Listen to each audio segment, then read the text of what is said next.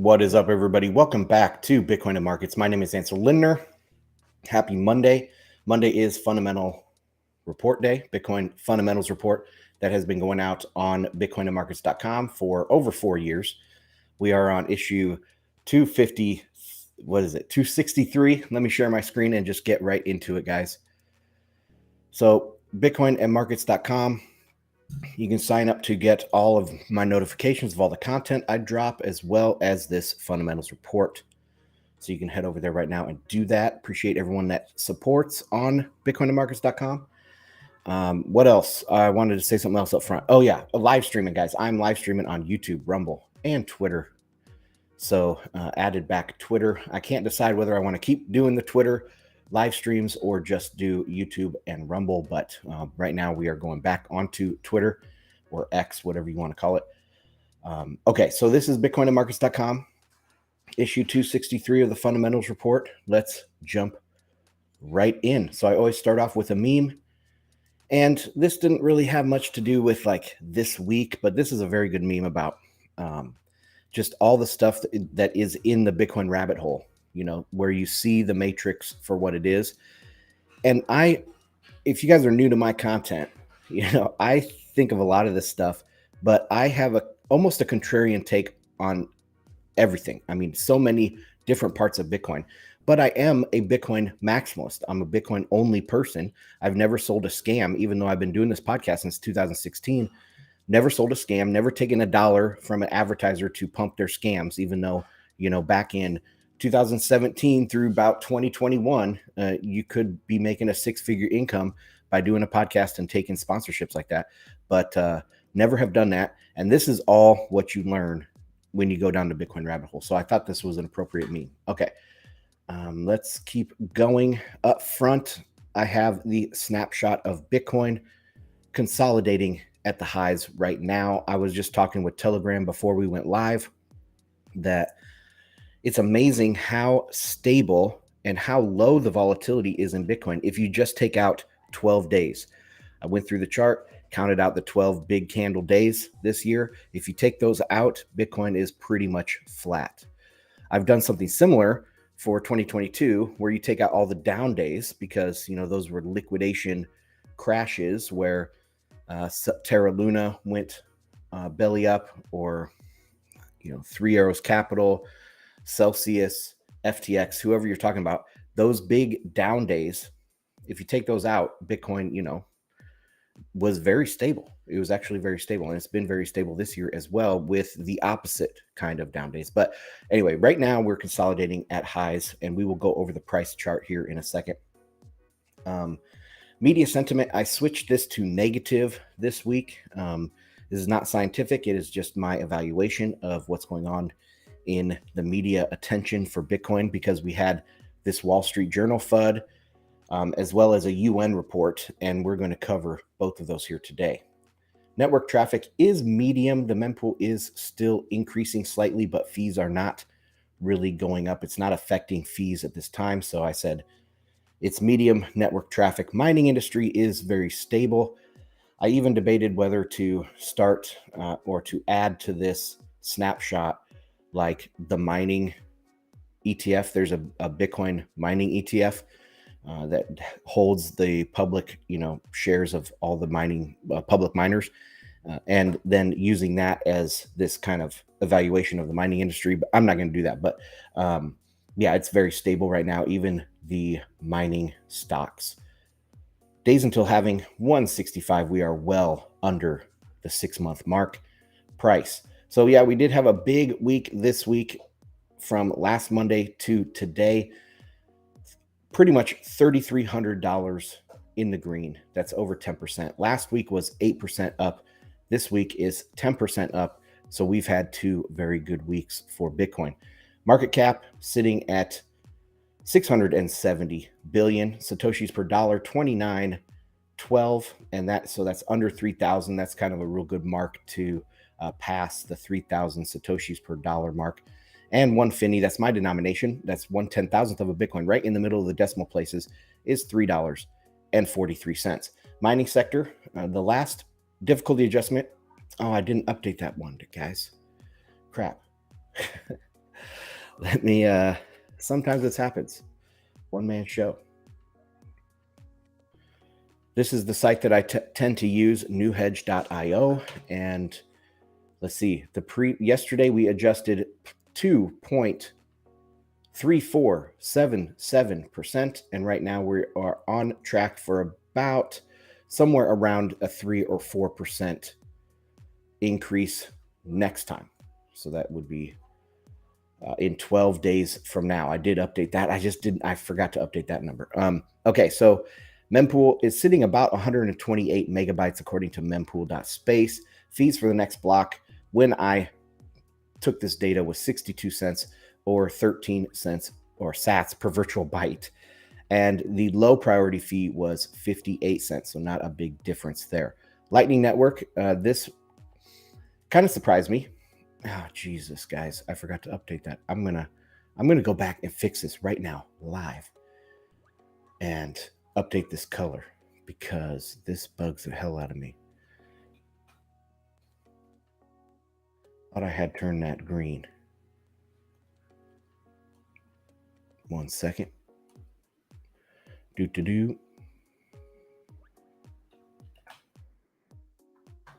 Okay. And update. Go back into you guys.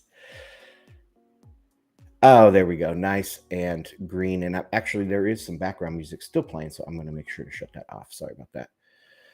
Flying by the seat of my pants, guys. That's how you know I'm authentic and I'm not a scammer because, this is how it goes when you're making authentic content. Okay, so this week, Lightning Network capacity did go up by 49 Bitcoins, but that's nothing super special.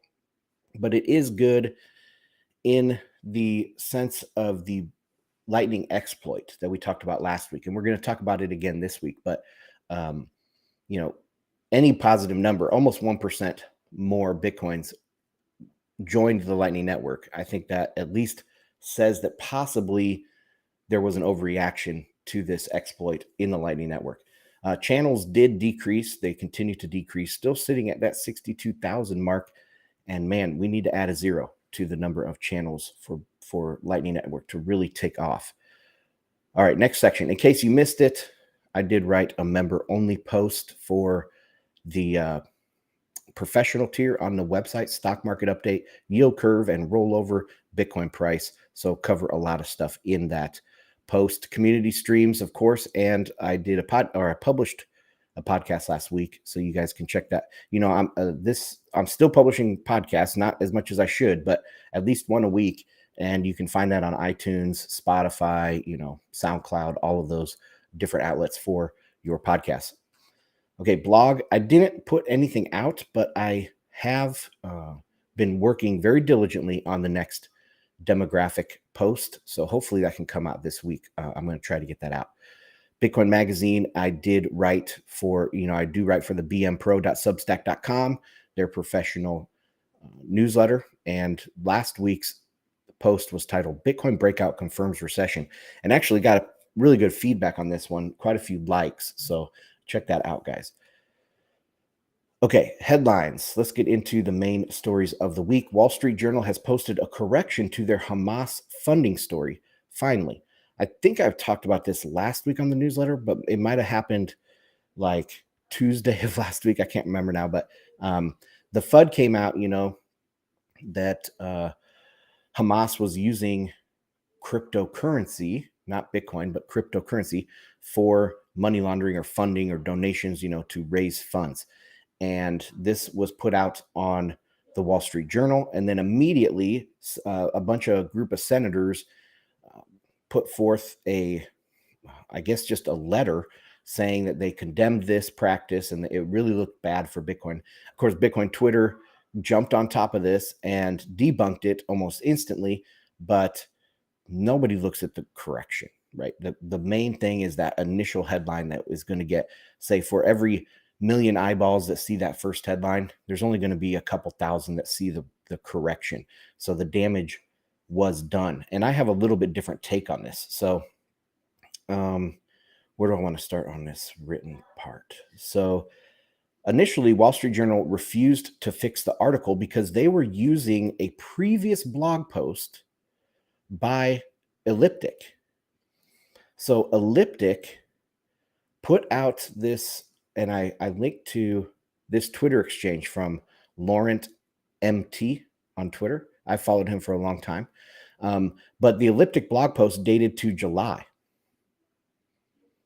And that's where the Wall Street Journal got their data from, not from the actual data from Elliptic, but from their initial blog post. Then Elliptic, when all this controversy came out, they stealth edited their blog post. And only then did the Wall Street Journal say, oh, well, they have different information.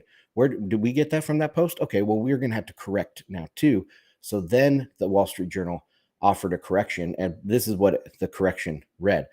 I don't want to say a lot of these words because of YouTube. They may have exchanged up to 12 million in crypto. Of course, not Bitcoin. This is not a Bitcoin problem. This is a scamming, fraudulent problem. But because, all these NFTs, I believe that these NFTs were just almost pure money laundering. Like, who would honestly spend $10 million on a JPEG? I don't think anybody would honestly do that.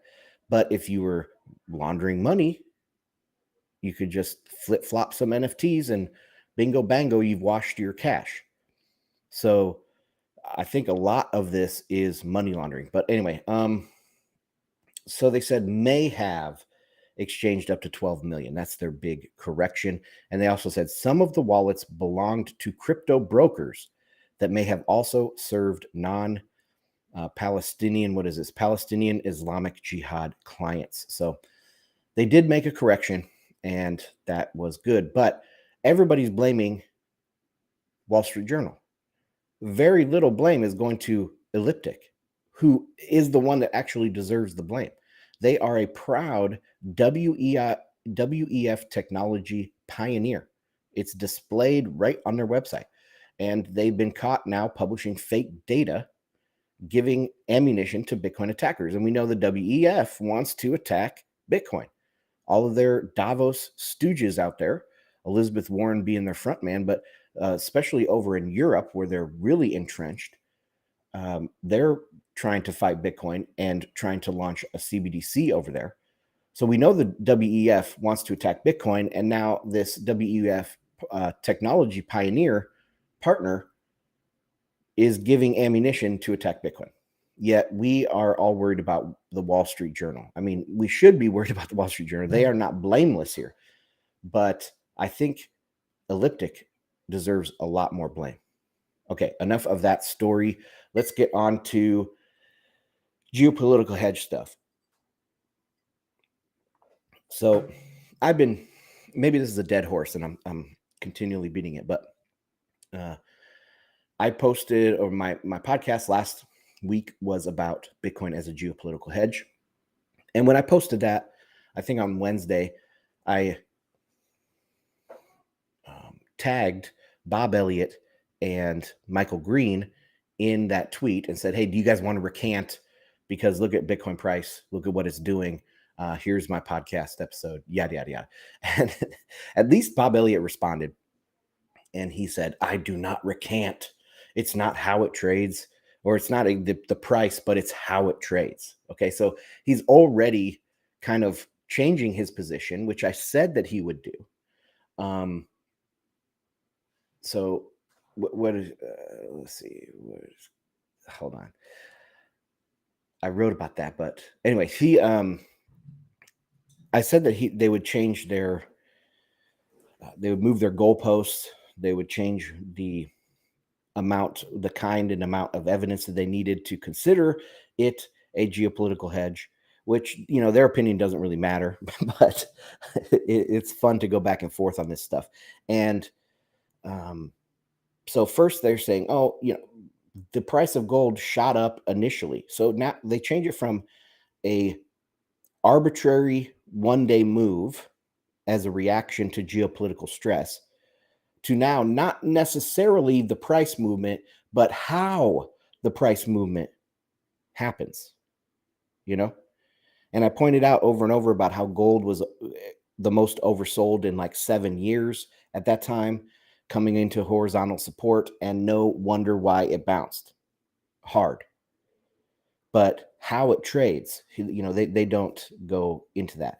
Anyway, so I did have another tweet here about looking at how it trades, because I think was it Jim Bianco had something about Bitcoin and how it traded on fake news. Let me just bring that up, actually. Let me open this in a new tab. So Jim Bianco, he's talking about 2 Mondays ago, Bitcoin mooned and the bogus CoinDesk story that BlackRock spot ETF was approved. Last Monday, BTC mooned on bogus story about the DTCC listing. So he's just talking about how Bitcoin just moons on this fake news. And I say most of these takes about Bitcoin spiking on fake news are people who don't appreciate trading bots. When you see something trade on news, it is not their fundamentals. It says very little about its hedging characteristics. It is bots trading on the headlines. So these bots, and I'm not any trading algorithmic bot programmer expert, right? But I do know that they scrape headlines and they trade on headlines. People have talked about this for decades already, specifically around the FOMC statements. When they drop them on the website, the bots quickly scrape that and trade on it. And that was happening decades ago already. This happens big time in Bitcoin. It's heavily dependent on trading bots, and gold probably too. So anyways, they don't want to consider that, how it trades, even though that's what these guys like to, that's their point. Like gold's tiny rally on war in the Middle East, not matching oil's assessment or any other asset's assessment because it was likely moved by trading bots on leverage scraping headlines. Bitcoin trading is heavily reliant on bots. When mixed with the actual fundamental that exchange liquidity is relatively low because people are taking their coins off, we get these spikes. So it's not just the bots either. It's the fundamental that the liquidity is down on the exchanges. If the liquidity was very high, we wouldn't see as big of reaction. But since liquidity is low, we're getting these reactions. So these are the fundamentals of Bitcoin. And you can't just wipe away and say, oh, it didn't pump on that specific day that we need it to pump to be a geopolitical hedge. Anyway, don't read into immediate performance. Zoom out and look at the 20 or 50-day moving average at a minimum. Those people saying Bitcoin performed like X on this big news or this big event are confirming their bias and can't see through to a complex market with many interacting fundamentals. They'll say Bitcoin going up is due to fake news instead of explaining why all daily moving averages are going up or why it's up 100% plus on the year. So anyway, that's my little rant. Let's get back to the report. Okay, next thing is stock to flow model will make a comeback in this bull market. I talked about this on a live stream last week, so we don't have to go into it very deeply. But stock to flow is definitely coming back. I like the model. It maintains 2 standard deviations and is now heading back into the 1 standard deviation range. We like to think of ourselves as hyper-rational individuals, but we are fairly simple animals. The harder an asset is, the more it will be used as money. Will stock to flow be perfect? No, but it captures something fundamental to being a human, about being a human, I guess I should say, and the way we interact with the technology called money. So that's my initial pushback, and I'm sure we'll be talking about stock to flow a lot over the next 6 months. Okay, next piece of news. ETF update DTCC adds IBTC, that is the ticker for the iShares, which is the BlackRock brand of ETFs, to their listing of products. The DTCC is the private corporation that warehouses all your equity shares. You simply have a contract with DTCC to own those Apple shares. They switch ownership on the DTCC books is all. So that's how you can have these high frequency trades, how you can have all of this volume, because it's all on a central database housed at the DTCC. So the big thing was that the DTCC added the BlackRock ETF listing. And it seems a bit premature. Maybe, I don't know, something might be going on behind the scenes about this. But I say perhaps BlackRock and DTCC are trying to corner the SEC, twist a few arms, making any denial that much more strange. So maybe that is what is happening. Okay. Next section of headlines is macro headlines. So it's FOMC week. The Federal Reserve will be meeting Tuesday and Wednesday with the policy decision and press conference coming Wednesday. I'll be live streaming it, so stay tuned for that. I expect no hike. In fact, the market is starting to price in the possibility of a rate cut. Powell does have a few things he can do before a cut, like stopping QT. So why would they be doing QT and cutting rates? First they stop QT and they hold their balance sheet stable. Then the next meeting maybe would start QE or cutting rates. Cutting rates first, then probably QE.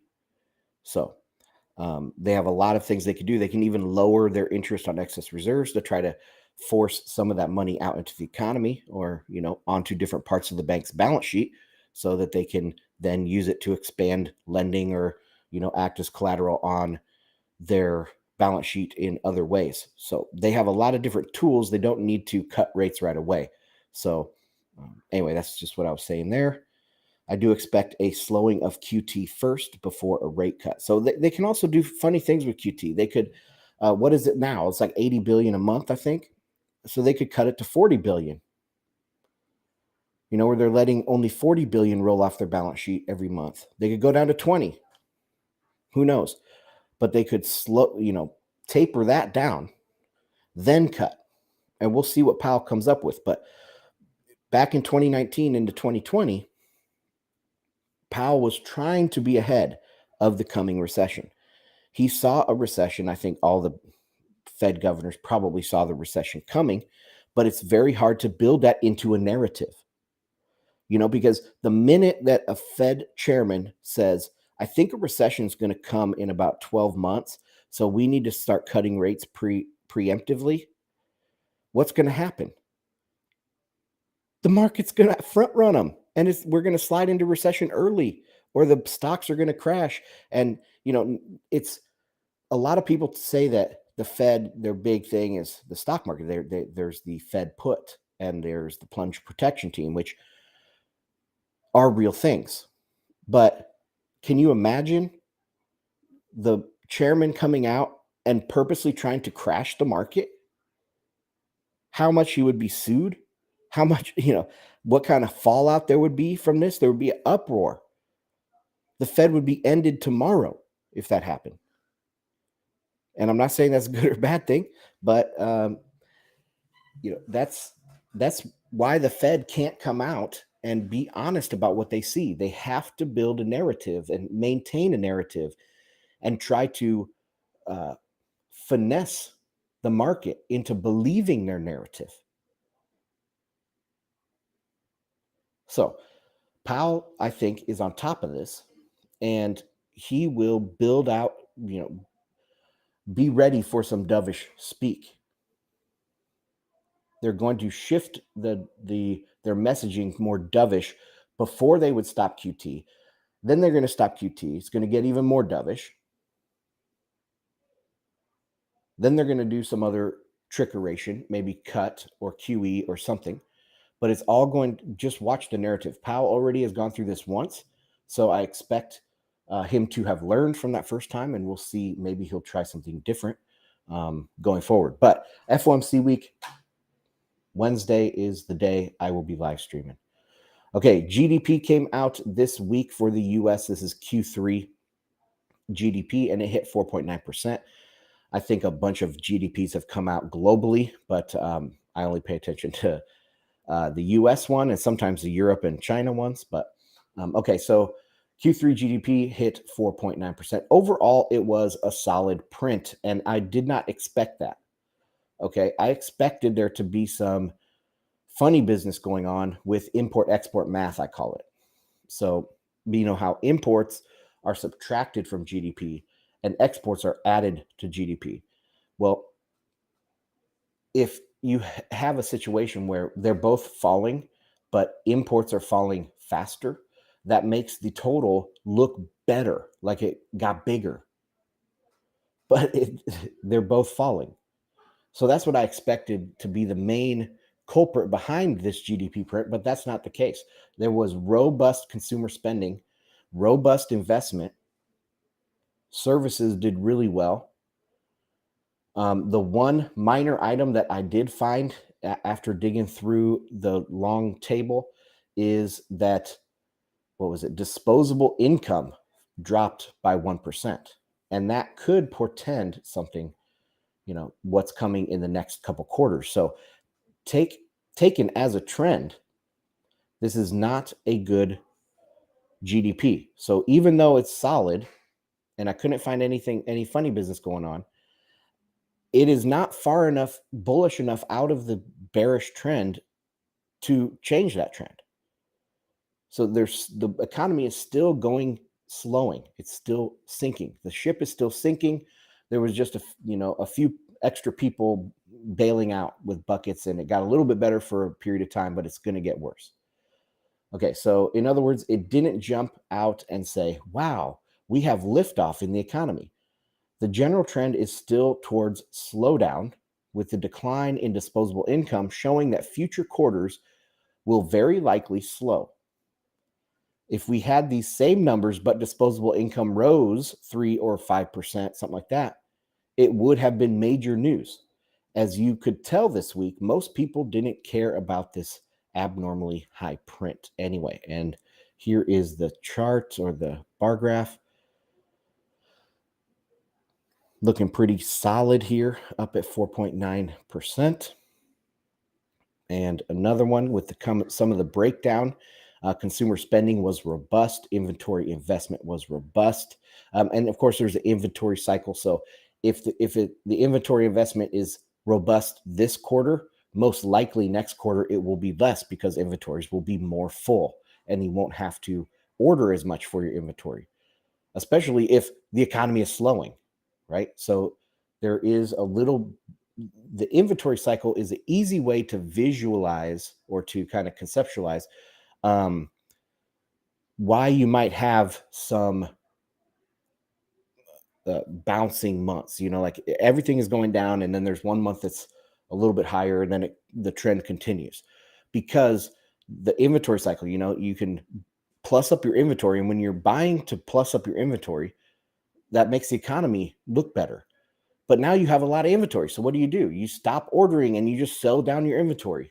And that's going to make the economy look slower again. So there are these natural bouncing movements in the market.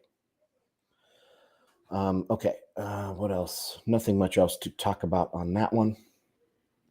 So I just added this quick note. So China does not calculate their GDP with output like the US does. Gross domestic product in China should be gross domestic input. A lot can be counted by digging holes and filling them back in. So we count the output. What, consumer spending, what was actually bought, because that production is not positive. It's not productive unless someone actually buys it, right? There's actual demand out there. China doesn't deal with it like that. They count the input. How much did we spend to make that high-speed rail line? Not how many tickets were bought. So I've been really making an effort to drive this idea home because so many people are like, oh, China is growing at 5% still. Woo woo. But they're not. Okay, their input is growing by 5%. But if you dig holes and fill them back in, your input is going to go up. All right. Okay, next topic is ECB keeps monetary policy flat. And I just have this image here from their release. The Governing Council today decided to keep the 3 key ECB interest rates unchanged. And the Fed has 3 key interest rates as well. I mean, they have the Fed funds range. They have a target range, right? And it's 25 basis points. Right now, it's 5.25% to 5.5%. They also have interest on excess reserves, and I believe that is at 5.35%. And then they have the rate on a reverse repo, which is 5.3%. So the bottom of the range, 5.25, 5 basis points above that at 5.3 is the reverse repo. And then 5 basis points above that at 5.35 is the interest on excess reserves. So we have 3 as well, but the ECB has their 3 target ranges, or rates, and they remained unchanged this week. I say, please note the ECB references when the ECB references inflation, they're talking about their price index, not money printing. They're talking about prices. It differs from the US CPI by not counting shelter in the same way. Of course, every jurisdiction is going to create their basket of slightly different and use their calculations, their seasonal adjustments slightly different, all of these things. But in Europe versus the US, the big one right now that's going to come to a fore is the shelter, the way they count shelter. They don't count it like the US does. So this is interesting because that means their CPI will come down much faster than US CPI. Also, it highlights that this lagging sector does not have an important mind of its own on the way down. So I've said before, the housing sector is a lagging indicator and it does not have a mind of its own. It must follow with the rest of the economy. Well, if it had a mind of its own and it was super important, then the ECB would include it. Okay. So I just say that it highlights that it doesn't have a mind of its own on the way down. If you take out shelter from the US CPI, we hit 0.6% year over year 2 months ago. So that would be in July. The year over year hit 0.6% if you take out shelter. And currently it's still under 2%. I think it's 1.9% for CPI less shelter. So anyway, the US CPI is being held up probably by a lot by shelter, and the European CPI is going to come down faster because they don't consider shelter. All right, that is all the headlines for Bitcoin and for macro. Let's get into price. Price is the only thing that matters. So Bitcoin is still on the move. I've updated this previous range that was this strong resistance, if you guys remember, for a very long time, all year basically, now has, I think, turned into strong support. And this red dash line is at 32,000, where I do expect, if we have a little bit of a dip, a little bit of a sell-off here, correction, that will be the first line of support at 32,000, being a round number and all of that. So that is the first one. We did have a golden cross that happened today. And you can see the green is the 50-day. The orange is the 200-day moving average. We did have a golden cross of those moving averages. And typically that tends to be a shelling point on the chart, right? This golden cross is something that is extremely important because it captures people's attention. And that's why price tends to go towards these crosses, simply because it is an attention grabber. So I was expecting a little bit more of a sell-off over the weekend and into today and tomorrow because of this golden cross. Maybe we'll still get it tomorrow, rest of today and into tomorrow. But overall, I think it is, very, very bullish. The price, the chart, everything is very bullish right now. Okay, and I did talk about the RSI. So the daily RSI is still elevated at 82. And so let me bring this up. This is the Bitcoin chart, and I'll share this in a second with Telegram. So you can see, well, right now it's come down later in the day to 80 on the RSI, but it's still extremely oversold. And so usually that doesn't mean we're going to have a crash or anything. It just means that we can't keep going up by 10% a week. I think we're done with that. This 10% move is now done. We're going to pause, consolidate a little bit, maybe let the RSI cool off But a good signal here is on the weekly RSI. It broke 70. It's at 70.17 right now. We'll see where this ends the week. But if we go back, this will be the highest since April of 2021. And when we break out of 70, like back in October of 2020, that was right as we were breaking out on the major bull market, the bull move. Same in 2019. And then if we go back here to 2016, 2015, same thing. When we break out of the getting into overbought territory on the weekly RSI, that's the beginning of the bull market. So anyway, let me go back to the daily and I'll share that with Telegram.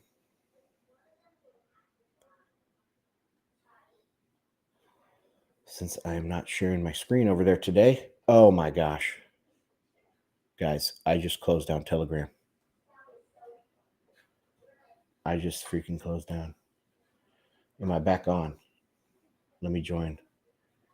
Oh my gosh, guys, I shut you down, Telegram. Sorry about that. Okay, something's going kooky with my computer here. Stand by. All right, I think we're good. All right, I closed you down, Telegram, but you're back. All right, there is that chart. Let's get back into the report now. As you guys can see, this is a very authentic podcast and live stream. Okay, so speaking of RSI, I talked about that. Okay, now onto this chart. So Charts BTC on Twitter. I've been following him for a long time, so check him out. He posted this update to the doubling chart that I talked about several weeks ago. You can see these purple bands are how long did we stay within this doubled range. So it just continually, doubles going higher on the y-axis. And then it counts up how many days have we been in that doubling range. We did just squeak up above the $32,000 mark. So we are now in the 32 to 65,000 range. Now, one thing I think is very interesting about this chart is that we have these long periods of consolidation, and then we have low period. So from this doubling 32 to 64, we only spent 20 days total in that price range. So that's very small. And then here from, where would this be, 1,000 to 2,000, basically, we only spent 100 days in that price range. So how many days are we going to spend in the price range between 65 and 131? Right now, it's been 33 days, but we'll see. Maybe it'll be 100 days. Maybe it'll be 200 days. But I think that will be a very quick range, and we will pop right up to the higher ranges, which is pretty exciting. All right. That's it for price. Check out my professional tier because I go through many more charts, many more indicators, and talk about price on a weekly or sometimes a bi-weekly basis. Okay, mining, Bitcoin mining. Headlines, UN they released a report on Bitcoin mining. This circulated this week. The title is Hidden Environmental Impacts of Bitcoin. Carbon is not the only harmful byproduct. This report stands out because it is the first negative piece on Bitcoin mining in several months, probably since the Greenpeace skull stunt backfired. So here's just some quotes from this report. Mining cryptocurrency, not Bitcoin. I mean, what other cryptocurrency are they even talking about here? Oh, these idiots. Mining Bitcoin can have major environmental impacts on climate, water, and land, according to new research by United Nations scientists. So these are UN scientists. I mean, they can't be very, unbiased. According to study results published by the UN University and Earth's Future Journal, during the 2020 through 2021 period, the global Bitcoin mining network consumed 173 terawatt hours of electricity. This means that if Bitcoin were a country, its energy consumption would be ranked 27th in the world. Oh man, come on, guys, we can do better than that. We need to be the largest country in the world. Bitcoin mining could consume half the energy on the planet, and that would be the top country in the world, right? If it were a country. So come on, we're slacking here. Only 27th in the world, ahead of a country like Pakistan with a population of 230 million. Well, that's interesting because how many people own Bitcoin? I would say it's roughly that, maybe a little less, maybe 200 million own Bitcoin. So it makes sense. The resulting carbon footprint was equivalent to that of burning Jesus Christ, guys, 84 billion pounds of coal or operating 190 natural gas-fired power plants. To offset this footprint, 3.9 billion trees should be planted, covering an area almost equal to the area of the Netherlands, Switzerland, or Denmark, or 7% of the Amazon rainforest. Oh my God, just pretentious SOBs, man. The UN scientists make a range of recommendations regarding possible interventions by the governments to monitor and mitigate the environmental impacts of Bitcoin, not cryptocurrencies. They also suggest investment in other types of digital currencies. Oh my God, they're pumping Ethereum that are more efficient in terms of energy use and less harmful to the environment. They also, in another part, talked about the unintended consequences of technology. They say, oh, technology is like really good, but there's unintended consequences. And we need to think about these unintended consequences and regulate them. Like as if there's no unintended consequences of regulation. These people are psychopaths, man. Of course, this is utter nonsense. They cannot write anything honest about Bitcoin mining. People on Twitter jumped to the task of debunking this report directly from their cited sources. I said US, but the UN scientists cited the debunked and retracted 2018 Mora study, drastically overestimating electricity consumption based on extrapolating from data on old mining equipment. The concept of excess energy escapes these galaxy brains as well. Power plants have to produce at peak energy for peak energy consumption, so they aren't ramping up and ramping down all day. It is more efficient to run at an optimal level, producing excess energy that Bitcoin miners can use. Yet the UN can't spin the truth to fit their radical Marxist climate alarmism. All right, lots of typos on that. Sorry about that. A crypto mining lobby, but really this is Bitcoin mining. Good Lord, people. I mean, it's so bad. It's so bad. These people have the inability to say Bitcoin unless it's in a negative connotation. So Bitcoin mining lobby went around Capitol Hill this week. There's like 40 different representatives from different companies, big Bitcoin miners, and they went and talked to policymakers to debunk a lot of the FUD that's been coming out, like this UN report. So I wanted to link to that story because I thought this is a good way of doing that. I tend to not like to engage with politicians and lawmakers because they're going to use that knowledge against Bitcoin if they could. But we're almost to the point where Bitcoin is beyond that. Like, I don't know. It's so big and it's so competitive and it's so vital to national security. It's so vital to the future of any country that it can't be banned. It can't be really regulated too harshly. So we might be past that worry. That's why I didn't want to engage with politicians and lawmakers initially, but maybe that period is over and we shouldn't be so hesitant about it. Okay, moving on. Let's go to difficulty. The difficulty adjusted up by 2.3% last night. That's the purple line.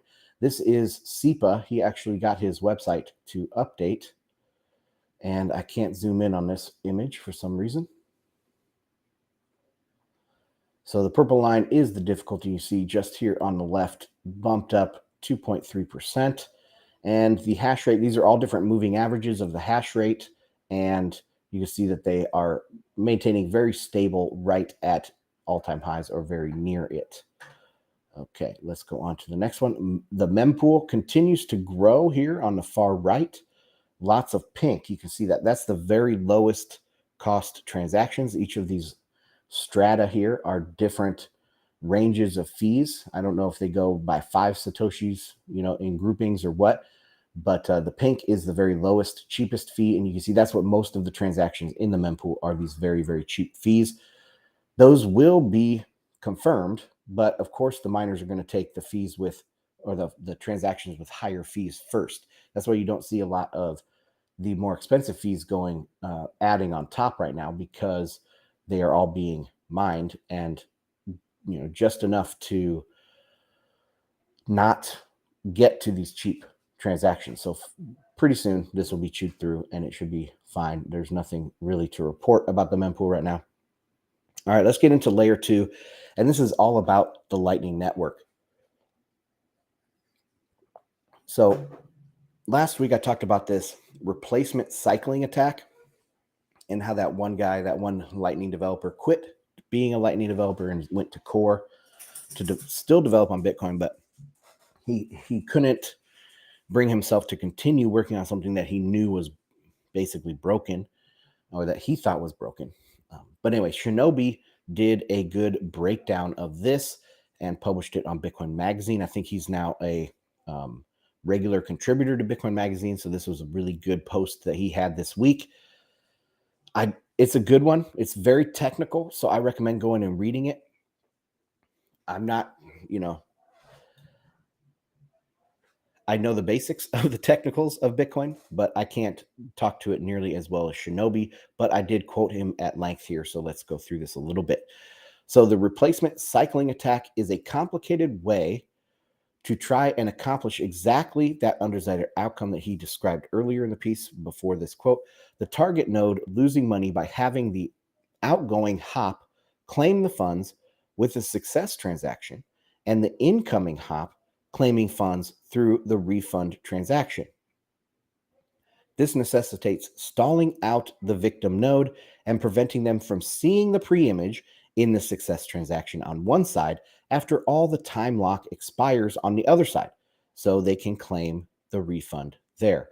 The attack requires that a malicious party or two conspiring parties have a channel on both sides of the victim node routing the payment. And this made me initially think of an eclipse attack.